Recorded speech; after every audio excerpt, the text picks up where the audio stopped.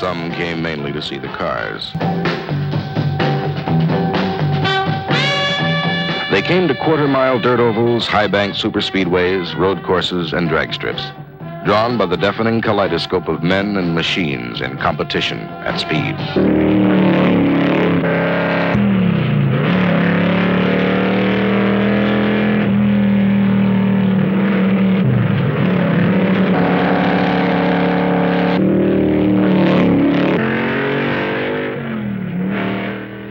Automobile racing is noise and color and speed and excitement.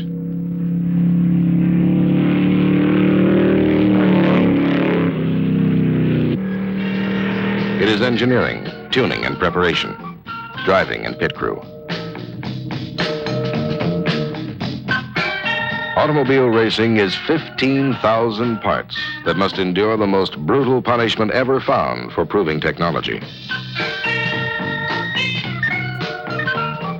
In 1968, the cars in front at most major American races bore the black and red ghost of a Group 6 prototype, symbol of Autolite Ford parts.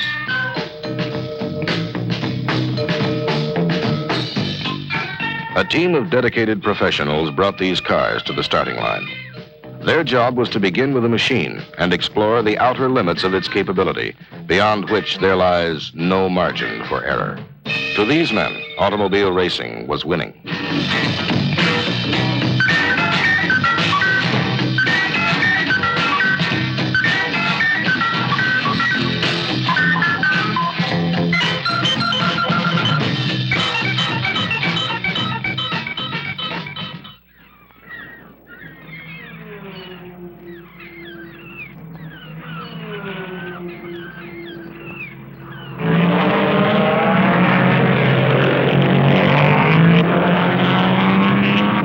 "64 cars in 4 categories come from all over the world for the 24 hours of Daytona.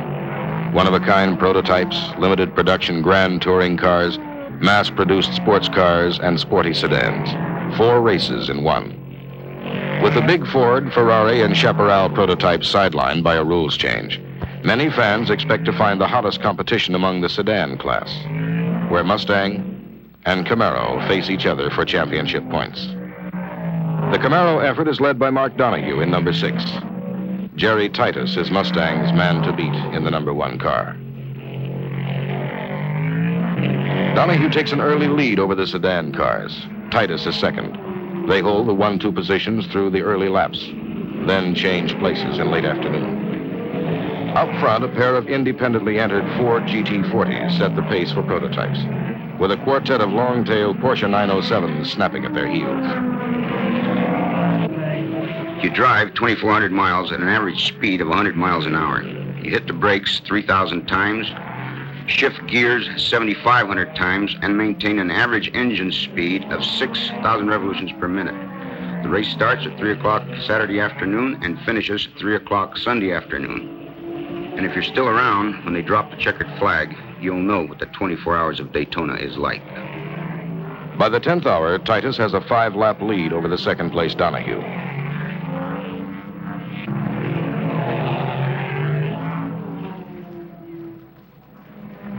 Fewer than half the starters are still running at dawn. Donohue is 64 laps behind the leading Mustang.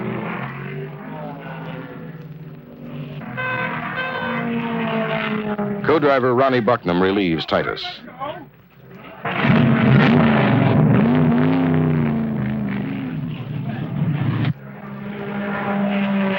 Only the Porsche prototypes are in front of their car as the marathon ends.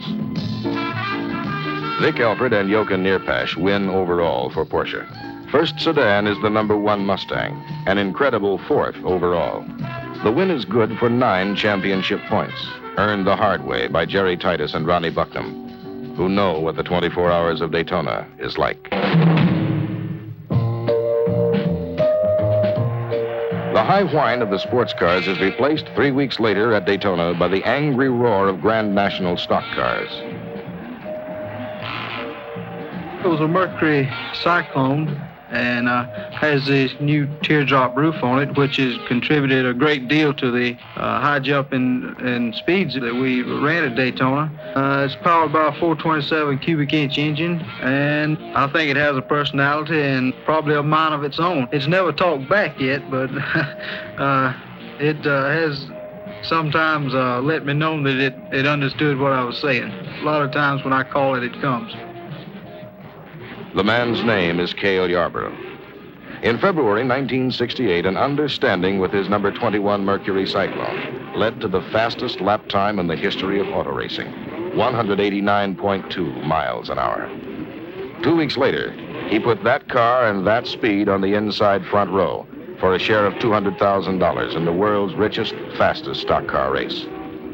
Straightaway speeds of 205 miles an hour were to break 28 of 50 starting cars. And the debris from those cars was to bring a yellow caution flag out for almost a third of the race. For this is the big one, the one to win. This is the Daytona 500.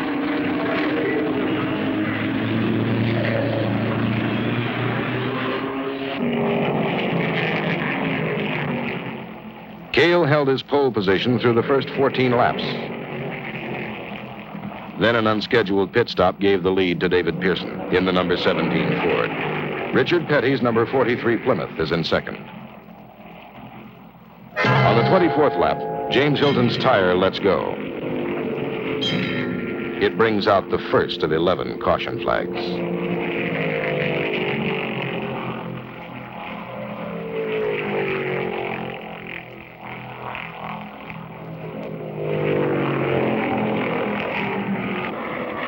At the halfway mark, Cale has 2 seconds over second-place Mario Andretti in the number 11 Mercury. Then trouble on turn 4. Andretti and Buddy Baker collide. John Sears cannot avoid the mix-up.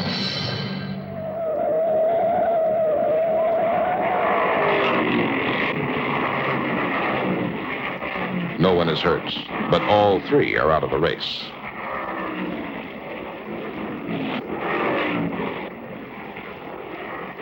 "120 laps into the 200-lap race, and 20 of 50 cars have been eliminated from competition. We figured it up, and we're pulling close to 2 Gs in the turns. So this makes your arms feel like they weigh about 100 pounds each, and your head feels like it weighs about 200 pounds. The turns at Daytona have a 31% bank, which produces a pull of more than twice the force of gravity.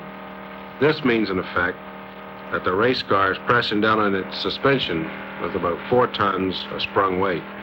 With speeds of 200 miles an hour, you don't need any suspension failures. So you become very selective about things like shock absorbers and springs. With more than $47,000 at stake for the winner, the lead changes 22 times among 9 drivers.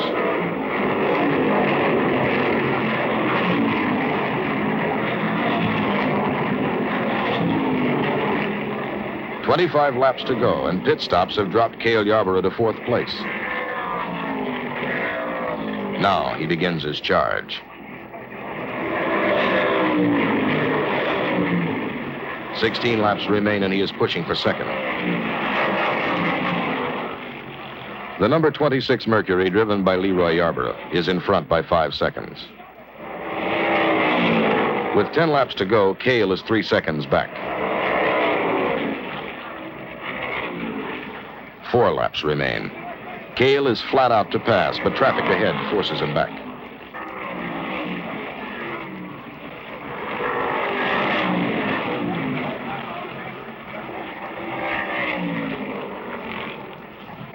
This time, the high bank is clear, and they are door to door at 200 miles an hour. This is what 94,000 fans paid to see, and they love it. Cale Yarborough wins stock car racing's richest prize. After 3 hours, 23 minutes, and 44 seconds, his margin of victory is 1 second. The long turns at Atlanta International Raceway have the effect upon rubber that sandpaper has on soft pine. The tire companies come here expecting 16 tire changes per car. With 44 cars starting the Atlanta 500, they figure to do a land office business. Tire failure can provide an unexpected, abrupt change of pace. David Pearson started on the outside front row for this race. On lap 54, he was running with the leaders.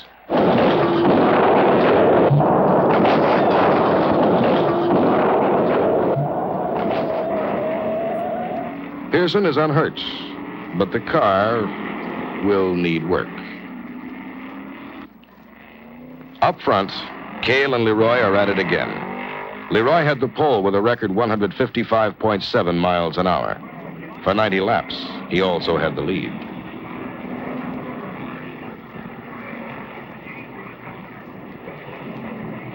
At the halfway mark, only 24 of 44 starting cars remain in the field. 4 have blown engines. 3 have overheated. Several had handling problems, and the rest have broken axles, drive shafts, or suspension. A typical attrition rate for a typical automobile race. If you don't hold together, you can't finish. And if you can't finish, you can't win. Among those watching the race from behind the pit wall are many for whom racing is more than just a sport. Racing allows a engineer, particularly, the opportunity to try something new, try something different, to stress a part a little bit higher, and keep out of a field which I call design defense. If a man designs something, he thinks it's pretty good because he designed it, and he has a tendency to run a program that proves how good it is rather than how bad it is. If he's assigned against competition, you know Monday morning if he's a better engineer or not. Between the Mercuries of Cale Yarborough and Leroy Yarborough, who are not related, and the Fords of Bobby Allison and Donnie Allison, who are brothers, it took some sorting out to list the leaders. By lap 280, the first 4 cars were on the same lap, and the order was Yarborough in first place, Yarborough in second, Allison in third, and Allison in fourth. It sold a lot of programs. Only seconds separate the Mercuries of Cale and Leroy. Then Leroy draws a penalty lap for passing on the yellow. And it's Cale Yarborough with his second straight superspeedway victory.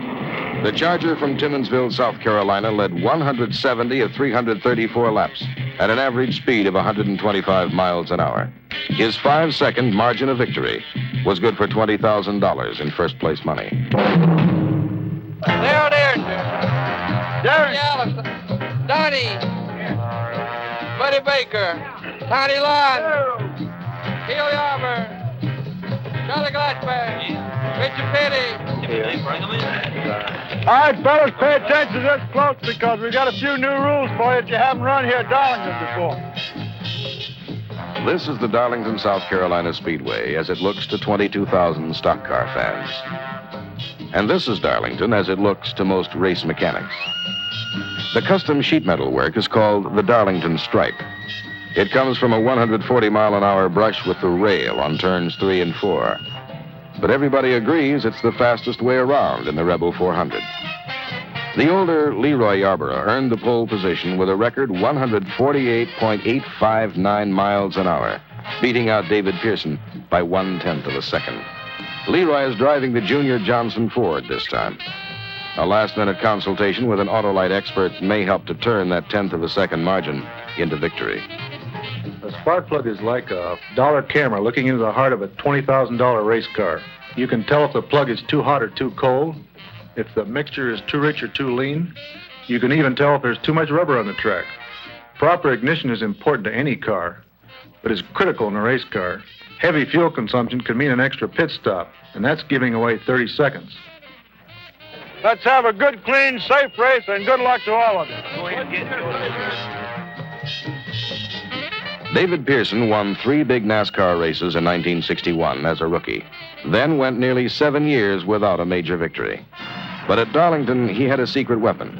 He was using a 396 cubic inch engine in his number 17 Ford against everyone else's 427, and he had a game plan.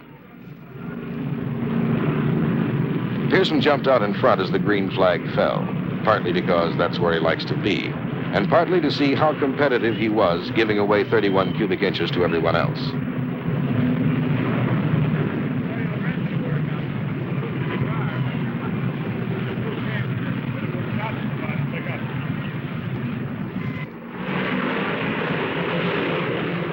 He held the lead for 18 laps, then let a few cars go by to see if Darlington was going to create any tire problems. It did. Cale blew on between turns 1 and 2.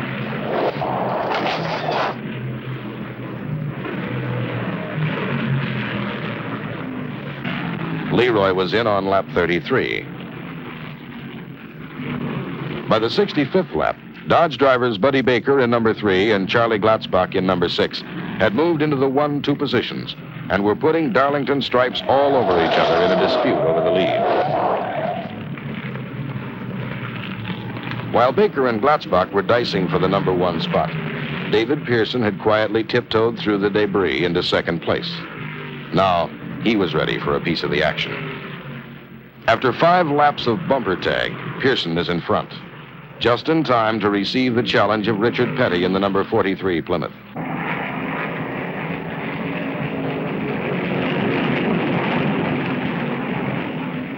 For 50 laps, at speeds of more than 140 miles an hour, David Pearson and Richard Petty show the fans what automobile racing is all about.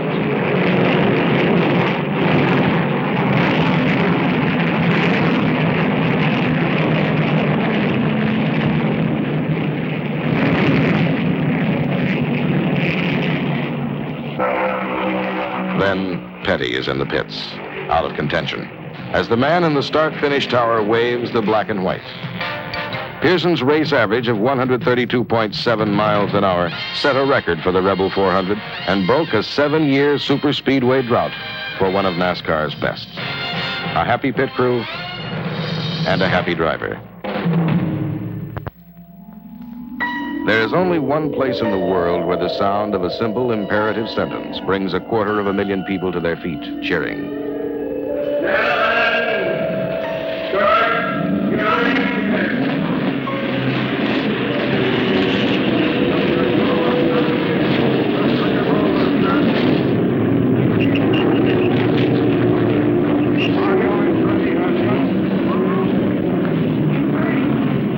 It was to be the year of the turbine at Indianapolis. Andy Granatelli's racers earned the first and second starting positions with the fastest qualifying times in history. As the green flag fell, his number 60 car, driven by Joe Leonard, moved easily into the lead from the pole position.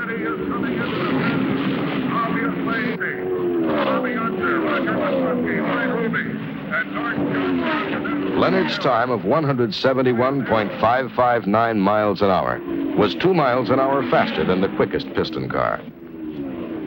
Bobby Unser in car number 3 had qualified third in his turbocharged Offenhauser, and he was one of a very few people who believed the turbines could be beat. By lap 8, he is setting the pace. He holds the lead until his first pit stop on the 57th lap. The lead passes to Lloyd Ruby in car number 25, who had started 5th. Joe Leonard is 2 seconds behind. In less than 30 seconds, Unser is back in the 3-way fight for the lead.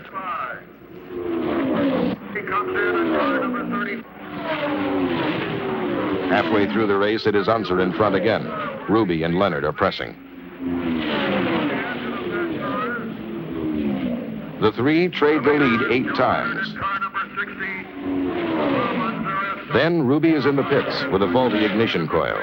He is out of contention. Leonard is in front now by a comfortable margin.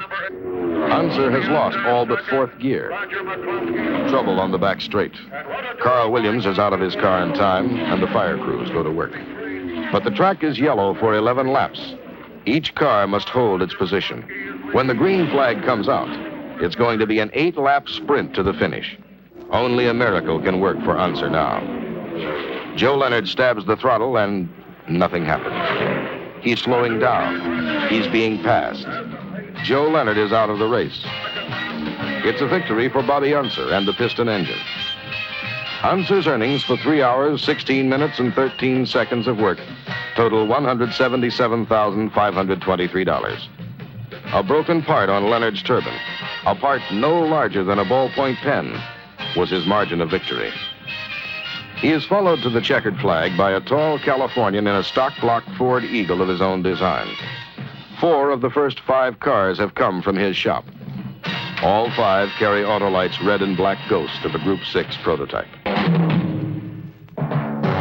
If a race driver is ever elected President of the United States, it probably will be Dan Gurney. People come to the road course at Riverside, California each year to see Gurney and Grand National stock car racing, in roughly that order. There have been 6 500-mile races here.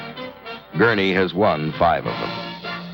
At the start of the 1968 contest, his number 121 Ford Torino was in the pole position as the 44 screaming stock cars came off the pace lap at turn 9 and charged the green flag.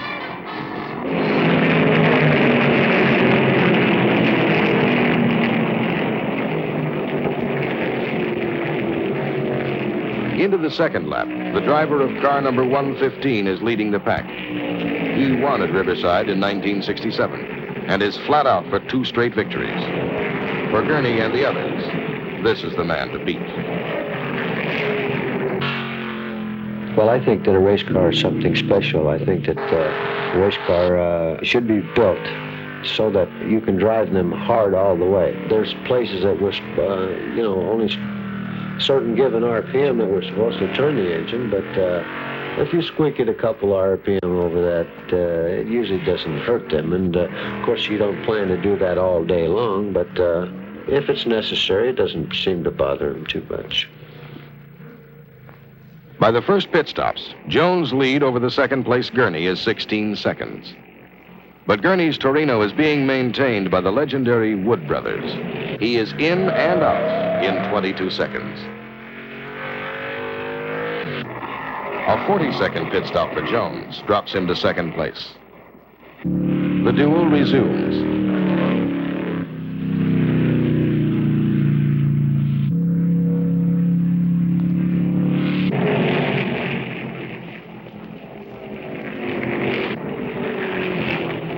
By the 4th hour, Gurney has built a lead of 50 seconds.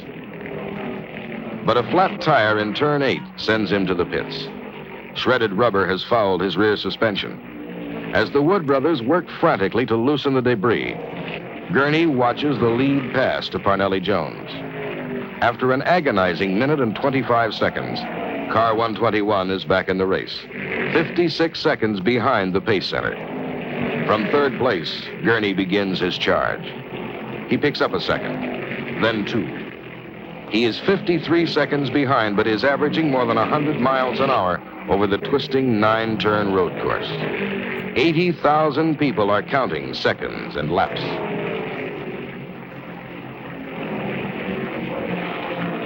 Through turns 6 and 8 and into Riverside's long straight, he's close enough to reach out and touch the lead. Then, coming out of turn 9, it is Dan Gurney in front. Gurney makes it 5 for 6 at Riverside, a record without precedent in racing. He led a Ford sweep of the first 5 positions and is one of 13 finishers in a race which started 44 cars. And to the people of Southern California, he remains auto racing's best bet for the presidency. A few hundred miles to the northeast of Riverside lies a sun-baked desert between the Spring Mountains and Death Valley in southern Nevada. Here, the National Off-Road Racing Association conducts a little outing for its membership called the Stardust 711. It is not a typical automobile race at all. The object, of course, is to finish first. But the gamblers in nearby Las Vegas will give you 8 to 1 that you won't finish at all. Off-road racing produces what the casual observer might regard as a cross-country demolition derby.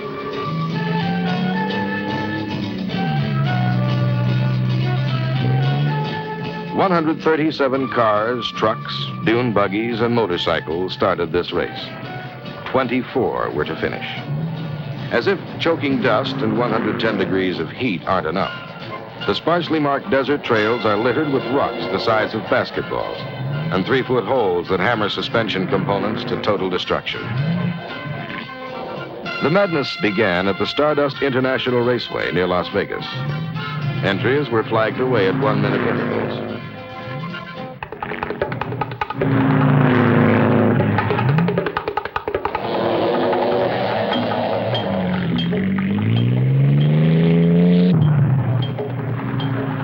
Each vehicle must have 2 drivers, dressed to withstand the rigors of day and night desert driving.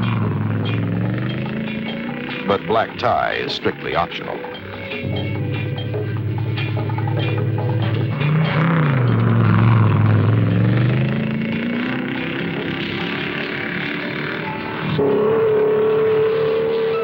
The first lap is 355 wilderness miles spread between 4 official checkpoints. The second lap is a repeat of the first. Anyone completing both laps in 40 hours is considered a finisher. These were among the non-finishers. Check sheets are punched at intervals along the way, but there's little time for conversation.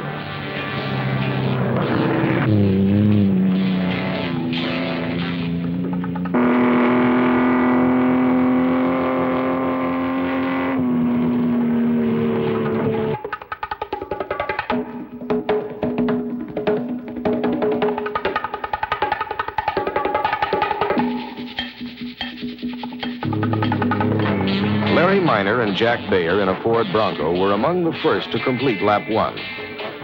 2/3 of the racers had become spectators and were spending a chilly night on the desert.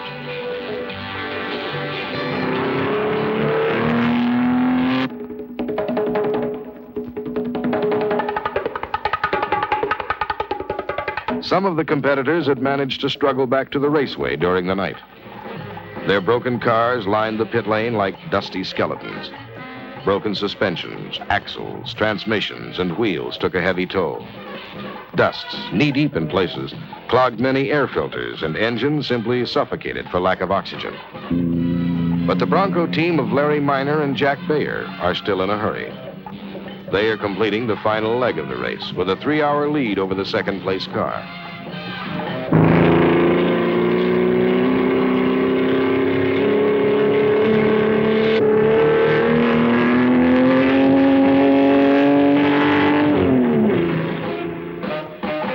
"27 hours and 18 minutes cross-country at speed is something less than relaxing. But the payoff, as always, is getting there first." Getting there first has always been the name of the game. Man is by nature a competitive beast, and as such has competed on foot, horseback, chariots, wagons, trains, and happily now in cars. This is one of the ways we learn. You can take a beautiful design, have the best engineers and mechanics execute it, but if you really want to see whether it's any good or not, you put it in a race car. The men who design, build, prepare, and drive these machines have in common the knowledge that nobody wins by mistake. For whether the margin of victory is measured in seconds or in hours, the challenge of open competition at speed leaves no margin for error.